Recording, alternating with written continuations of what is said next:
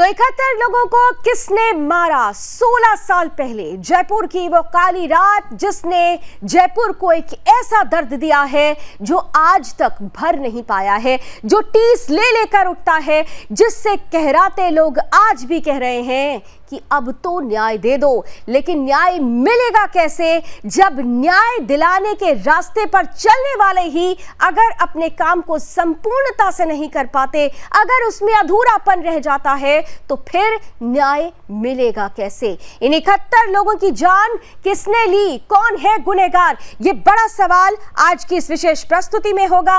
नमस्कार, आपके साथ मैं लावनी विनीत हूं और इसलिए ये प्रस्तुति बार बार विशेष हो जाती है क्योंकि 2008 में जयपुर में सिलसिलेवार धमाके होते हैं।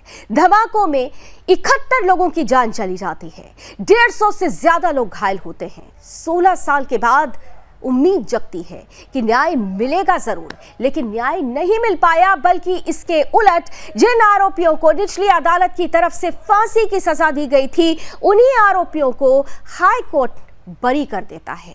वो 4 दोषी अगर बरी कर दिए जाते हैं, अगर ये आरोपी नहीं है, तो आखिर 71 लोगों की जान किसने ली?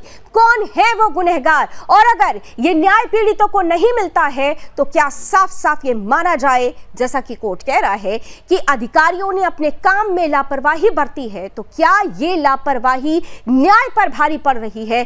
क्या ये लापरवाही वाकई आतंक की लड़ाई को कमजोर करती है? और इन सब के बीच राजनीतिक दल ऐसे मुद्दों पर राजनीति करके क्या सचमुच तुष्टीकरण के आधार के लिए आतंक की लड़ाई को भी कमजोर करते हैं? ये तमाम सवाल होंगे आज चर्चा के बीच। चर्चा में हमारे साथ कुछ ही देर में जुड़ेंगे कुछ खास मेहमान, लेकिन सबसे पहले वो रिपोर्ट जो दर्द का एहसास कराएगी कि आखिर 71 लोगों की जान किसने ली।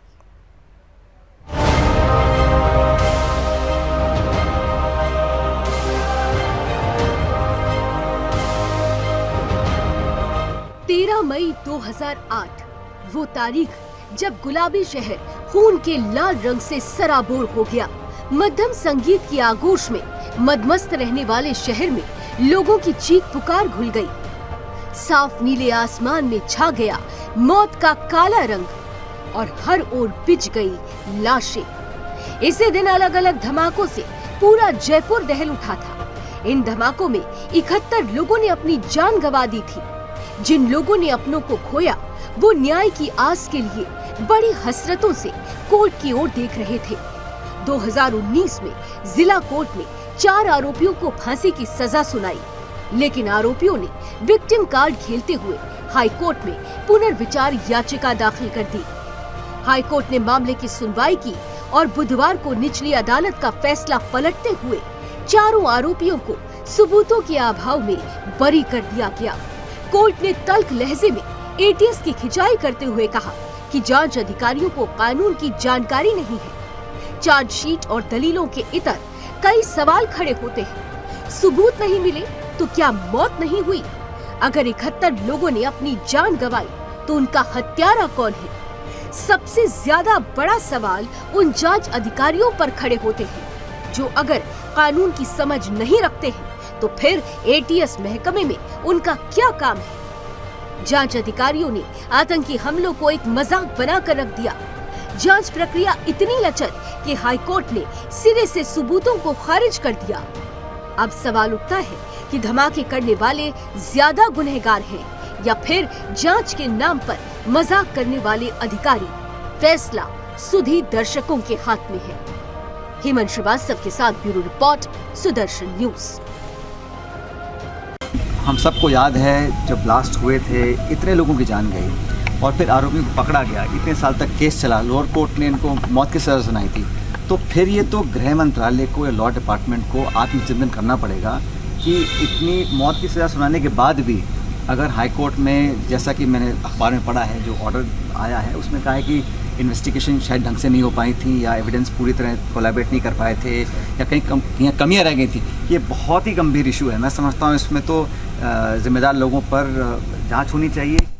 राजस्थान उच्च न्यायालय ने उन सब आरोपियों को बरी कर दिया। उनका बरी होना इतने बड़े संज्ञेय अपराध पर ये राजस्थान की अशोक गहलोत सरकार की पैरवी पर शंका पैदा करता है।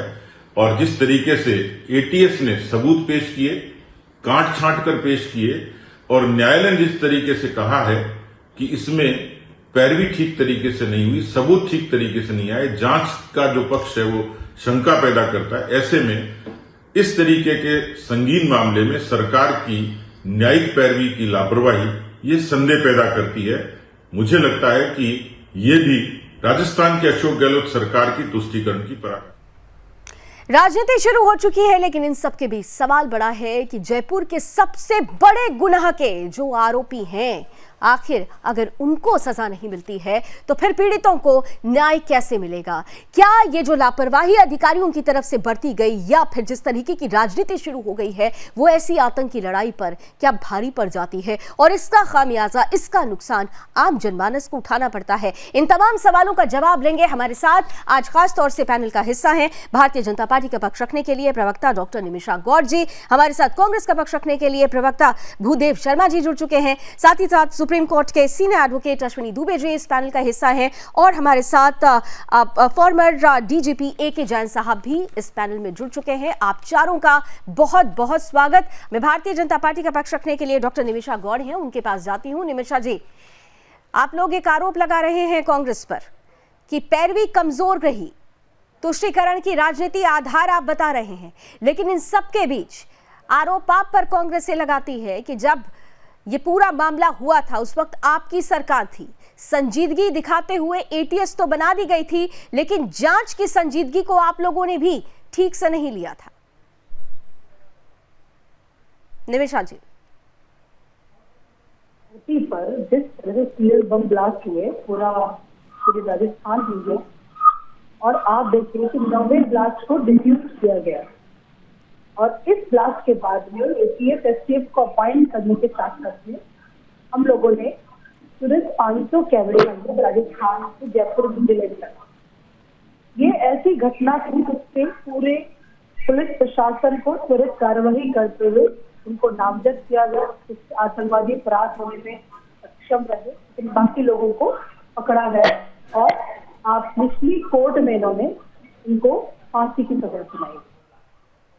आप देखिए 2008 से लेकर के आज के लगभग 2.5 साल पूर्व उन आतंकवादियों ने हाई कोर्ट में अपना एप्लीकेशन रखी उस निचली कोर्ट के खिलाफ। अब सरकार की तरफ से आतंकवादियों के पक्ष रखने वाला तो बड़े वकीलों की फौज, लेकिन उनके सबूत प्रस्तुत करने वाला कांग्रेस की सरकार की तरफ से 45-48 दिन उनके डबल एडीजी जाते ही नहीं है। इतनी लापरवाही से जिस तरह से कांग्रेस की सरकार ने हाई कोर्ट में अपना आतंकवादियों के खिलाफ नहीं रखा, पक्ष नहीं रखा और उनको बरी होने तक चुप रहे, पेश पे नहीं गए, इससे बड़ा दर्द कांग्रेस की सरकार दे नहीं सकती। हमारे 71 लोगों, 71 परिवार, 176 से ज्यादा घायल परिवार, और वो दहशत आज भी कोटी चौपर, चांदपुर, जौहरी बाजार में देखी जा सकती है। यानी आप सीधे सीधे कह रही हैं, आप सीधे सीधे कह रही हैं कि सरकार इस पे संजीदा नहीं थी, जांच जो कर रहे थे उनके ऊपर क्या आप कहना चाहते हैं कि किसी तरीके का दबाव था? आप निमिषा जी पहले तो आप अपनी स्काइप का प्लीज ऑडियो ऑन कर लीजिए, बिकॉज आपकी आवाज क्लियर हम तक बीच बीच पे नहीं आ रही है जी। क्या आपको लगता है कि कांग्रेस सरकार की तरफ से जांच अधिकारियों पर किसी तरीके का दबाव था?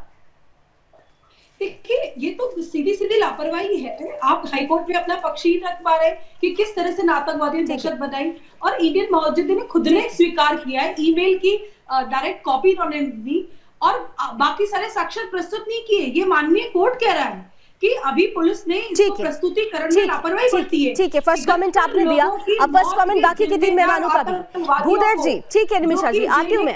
जिनको निचली कोर्ट ने सजा सुनाई है। ओके फाइन, मैं आती हूँ आपके पास, जरा एक पहला कमेंट एक मिनट में सबका ले लेती हूँ। आपने जो आरोप लगाया, सीधे भूदेव जी के पास जाती हूँ। भूदेव जी, ये कहा जा रहा है कि आप लोगों की मंशा ही नहीं है कि पीड़ितों को इंसाफ मिले, क्योंकि मंशा होती तो फिर ऐसी लापरवाही भी नहीं बरती जाती, और ये सब कुछ सिर्फ और सिर्फ तुष्टीकरण के लिए हो रहा है क्योंकि आरोपी एक विशेष वर्ग से आते हैं। यह आरोप लग रहा है कांग्रेस पर। जी देखिए लावनी जी, सबसे पहले तो मैं ये बताना चाहता हूँ कि गहरी संवेदना व्यक्त करता हूँ। ऐसी इतनी बड़ी घटना घटित हुई, उसमें 71 लोगों की जान गई और मैं तो इस बात का प्रत्यक्ष गवाह हूँ। उस समय मैं अजमेरी गेट के पास ही था जिस समय, तो वो जब मंजर अभी तक ध्यान में आता है तो ऐसे लगता है कि मतलब उसको बयां नहीं किया जा सकता शब्दों में। लेकिन भारतीय जनता पार्टी की तो ये हॉबी है, ये आदत रही है उनकी कि किस तरह से देश की मौत, लोगों की मौत के ऊपर ये राजनीति करते हैं। इनको राजनीति के ऊपर उठ करके ये नहीं कभी सोच सकते कि ये एक आम लोग थे जिनकी जान गई। अब इनको ये पूछा जाए कि आपकी सरकार थी, आपने क्या किया, उसके बाद एक बार फिर आपकी सरकार रही, उस समय आपने क्या किया। लेकिन इनको केवल राजनीति करनी है, कांग्रेस पे आरोप लगाने हैं। मैं निश्चित तौर पर मानता हूं कि इसमें जो जांच अधिकारी है उनकी गलती है, उनकी गलती नहीं है, ये बहुत बड़ी गलती है। ये उनसे भी बड़ा अपराध है जो इसके लिए जांच नहीं जुटा पाए, इसके लिए सबूत नहीं जुटा पाए। तो लेकिन मेरा मानना यह है कि इस पर राजनीति नहीं करनी चाहिए और मैं मानता हूं कि उन लोगों को न्याय मिलना चाहिए जिनके परिवार नहीं, राजनीति नहीं होनी चाहिए। बिल्कुल आपने ठीक कहा कि राजनीति नहीं होनी चाहिए, लेकिन राजनीति हो रही है ना। और सबसे बड़ी बात कि आपके खुद के नेता भी कांग्रेस की मंशा पर डायरेक्ट तो नहीं लेकिन इनडायरेक्टली सवाल खड़ा कर रहे हैं। सचिन पायलट साहब ये कह रहे हैं कि दोषी अगर छूट रहा है तो उससे बड़ा दोष हमारे ऊपर है कि हम न्याय नहीं दिला पा रहे हैं। इसका मतलब इनडायरेक्टली वो क्या कहने की कोशिश कर रहे हैं आप भी समझ रहे हैं। बिल्कुल, मैं कहता हूं कि सरकारों का दोष है, लेकिन अगर ये कहना कि कांग्रेस की गलती है या भारतीय जनता पार्टी की गलती है तो ये लोगों की मौत के ऊपर राजनीति करना है। उन्होंने ये नहीं कहा कि किसकी गलती है। सरकार है, भारतीय जनता पार्टी की सरकार थी जब ब्लास्ट हुए, उसके बाद फिर भारतीय जनता पार्टी की सरकार बनी 5 साल के लिए, तो इन्होंने क्या किया। ये देखिए, ये सभी की गलती है कि हम उन लोगों को न्याय दिलाने में असफल रहे। इस बात को हमको मानना पड़ेगा और उन लोगों को न्याय मिलना चाहिए। हम मानते हैं, हमारे नेता भी यही कह रहे हैं। आप ये इसको गलत बयान को गलत पेश मत कीजिए। बिल्कुल, चाहे वो भारतीय जनता पार्टी की सरकार रही हो, चाहे वो कांग्रेस की सरकार रही हो, अगर लोगों के साथ अगर अन्याय होता है तो वो गलत है। लोगों के साथ अगर अन्याय होता है तो वो गलत है, इस पर राजनीति नहीं होनी चाहिए। ठीक है, आप दोनों पॉलिटिकल बॉडीज को मैं आमने सामने करूंगी, लेकिन उससे पहले आज पूरे डिबेट में 2 बहुत इंपॉर्टेंट रोल होगा। हमारे साथ सुप्रीम कोर्ट के सीनियर एडवोकेट हैं और फॉर्मर डीजीपी भी हैं। लेकिन अश्विनी दुबे जी, सबसे पहले आपके पास आते हुए 2 चीजें मैं आपसे समझना चाहूंगी। पहले, निचली अदालत फांसी की सजा सुनाती है, उसके बाद हाई कोर्ट उन्हीं आरोपियों को बरी कर देती है, जांच अधिकारियों पर ही सवाल खड़ा किया जाता है। मैं सबसे महत्वपूर्ण चीज आपसे समझना चाहती हूं कि दोनों के फैसलों का मूल आधार क्या था और दोनों के फैसलों के मूल आधार में इतना बड़ा अंतर कैसे आ गया। अश्विनी जी। लावनी जी, बहुत बहुत धन्यवाद। देखिए, ये एक एडमिटेड पोजीशन है कि 71 लोगों की मौत हुई थी, 150 से ज्यादा लोग घायल हुए थे। ये भी एडमिटेड पोजीशन है कि बम ब्लास्ट हुआ था, टेररिस्ट अटैक हुआ था, और ये भी एडमिटेड पोजीशन है कि ट्रायल कोर्ट ने प्रॉपर एविडेंसेस को एड्यूस करते हुए देखते हुए कन्विक्शन किया उन टेररिस्ट का। अब जब हाई कोर्ट में यहाँ पर इन्वेस्टिगेशन में फ्लॉज कैसे है, क्योंकि अपीलेट कोर्ट देखती है। 2 इंपॉर्टेंट डेट्स को आप देखिए। 13 मई 2018 को बम विस्फोट होता है, 185 लोग घायल होते हैं, 71 लोगों की डेथ हो जाती है। लेकिन आप दूसरा वहीं देखिए कि 13 सितंबर 2008 को, यानी 4 महीने के बाद पहला डिस्क्लोजर स्टेटमेंट होता है। यानी एटीएस की पहली मंशा उस केस को डिले करने की, उस केस पे प्रॉपर इन्वेस्टिगेशन नहीं करने की और उस केस को 4 महीने तक रोक के रहने की। इस पर 4 महीने एटीएस ने क्या कार्यवाही की, यह न्यायालय में नहीं बताया। विस्फोट किए गए जो साइकिल खरीदे गए थे, जो बरामद किए गए, उसमें जो बिल बुक पेश की गई और जो साइकिल के नंबर हैं और जो सीज साइकिल हुई हैं, वो नंबर मिलान नहीं हो रहे। किसकी जिम्मेदारी थी? ये भी एटीएस की जिम्मेदारी थी। एटीएस में कहा कि 23 मई को दिल्ली से बस से हिंदू के नाम से जयपुर पहुंचे थे, लेकिन उसका टिकट न्यायालय में पेश नहीं किया। ये भी लोग फ्लॉज। उसके अलावा बिल बुक के साथ छेड़खानी हुई। ईमेल, जिस आतंकी का स्केच पेन और ईमेल मिला, उसको पेश ही नहीं किया अदालत में। बम में इस्तेमाल किए गए छर्रे दिल्ली की जामा मस्जिद के पास खरीदे, उसकी इन्वेस्टिगेशन नहीं की गई, उसकी एफएसएल रिपोर्ट का मिलान नहीं हुआ।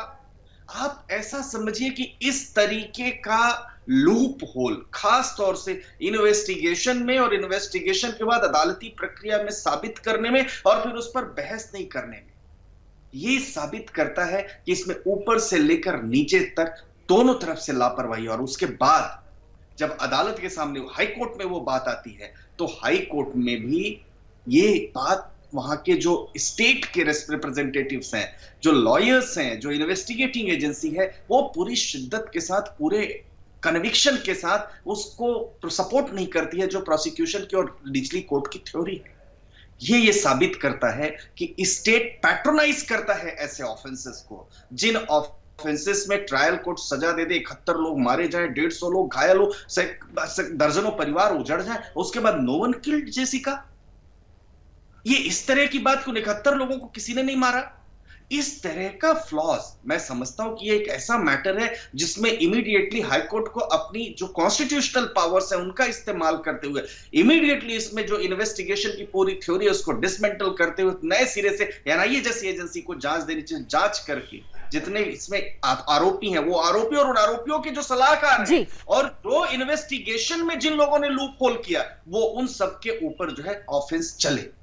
इसके लिए आदेश दे भी दिया गया है, डीजीपी साहब को ये आदेश दिया गया है। लेकिन अश्विनी जी, एक बड़ी महत्वपूर्ण, आपने बहुत क्लैरिटी से बताया, लेकिन एक चीज जो अभी लोगों में कंफ्यूजन है, ये सारे लूप होल्स तब क्लियर होते हैं जब मामला हाई कोर्ट पर पहुंच जाता है। लेकिन निचली अदालत की तरफ से जो फांसी की सजा सुनाई गई थी उसका मूल आधार उस वक्त क्या था?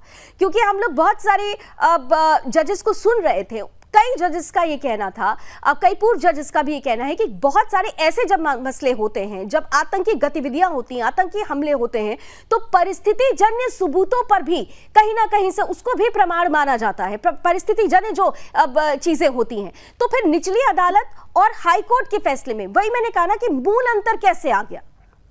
इसी सबसे पहले होता क्या है कि जो सर्कमस्टेंशियल एविडेंसेस की चेन होती है, सर्कमस्टेंशियल एविडेंसेस उन केसेस में ज्यादा अहमियत रखें जिन केसेस में डायरेक्ट एविडेंस नहीं होते। तो जो सर्कमस्टेंशियल एविडेंस है, जो परिस्थिति जन साक्ष्य, उनकी जो चेन है वो चेन एक दूसरे से कोरोबोरेट करती रहनी चाहिए और उस चेन को इन्वेस्टिगेटिंग एजेंसी की यह जिम्मेदारी बनती है अदालती प्रक्रिया में साबित करे। ट्रायल कोर्ट को ऐसा लगा कि वो जो परिस्थिति जन साक्ष्य है वो काफी है इस बात को साबित करने के लिए कि ये जो टेररिस्ट हैं चारों, इन लोगों ने जो है इनको यहां पर बम ब्लास्ट किया और सुनियोजित तरीके से किया, लेकिन बड़े प्लान्ड वे में किया। एक साइकिल कहीं से खरीदी, छर्रा कहीं से लेकर के, उन सब के बीच का जो कनेक्शन था वो कनेक्शन एस्टैब्लिश नहीं किया। देखिए, मैं जैसे पहले कह रहा हूं कि 13 सितंबर 2008 को पहला डिस्क्लोजर स्टेटमेंट लेना इतने बड़े जघन्य अपराध के बाद 4 महीने के बाद यही साबित करता है कि पहला लूप होल था इन्वेस्टिगेटिंग एजेंसी के पास। और उसके बाद जो साइकिल्स के बिल बुक है वो तो आपके पास सारा कुछ ट्रांसपेरेंट एविडेंस है, एविडेंट वैल्यू है। जब आप कह रहे हैं कि बस जाए साइकिल खरीदी, तो जो वहां मौके पर मिला वो आपकी जिम्मेदारी बनती है कि आप उसको सर्च करें। यानी आपने उसमें इन्वेस्टिगेशन में किसी प्रकार की जो इस्टेब्लिश करने वाले ऑफेंस की थ्योरी है उसको इस्टेब्लिश करने की कोशिश नहीं। उसके अलावा हाई कोर्ट में, अब देखिए हाई कोर्ट में जो ऐसा हम लोग अखबारों में पढ़ रहे हैं, तो हाई कोर्ट में साफ तौर पर बात रही 18 वकील एजी 48 दिन सुनवाई पर ही नहीं गए। यानी अदालत को जिस तरीके का असिस्टेंस मिलना चाहिए वो असिस्टेंस नहीं मिला। एग्जैक्टली, बिल्कुल। जब असिस्टेंस ही नहीं मिलेगा और अदालतें खास तौर से जब न्याय प्रक्रिया होती है तो साफ साफ सत्य, तथ्य, प्रमाण, सबूत ये मायने रखते हैं। AK जैन साहब, यहां पर सत्य तो यह है कि 71 लोगों की जान चली गई, सत्य यह है कि जयपुर में ब्लास्ट हुआ, सत्य यह है कि 16 साल बाद भी पीड़ित न्याय के लिए, इंसाफ के लिए इंतजार कर रहे हैं। लेकिन जिन तथ्य, जिन प्रमाण, जिन सबूतों के आधार पर यह होना चाहिए वही नहीं है। क्या आप ये मानते हैं कि ATS की जो लापरवाही है वो इस लड़ाई को कमजोर कर रही है? एक छोटा सा ब्रेक मुझे यहां पर लेना पड़ेगा। इसी सवाल के साथ मैं आपके पास ये सवाल छोड़े जाती हूं, ब्रेक के बाद आपका जवाब लेती हूं। लेकिन महत्वपूर्ण है क्योंकि अगर जांच में लापरवाही है तो फिर न्याय संपूर्ण कैसे मिल पाएगा? जवाब AK जैन साहब से लेंगे इस छोटे से ब्रेक के बाद।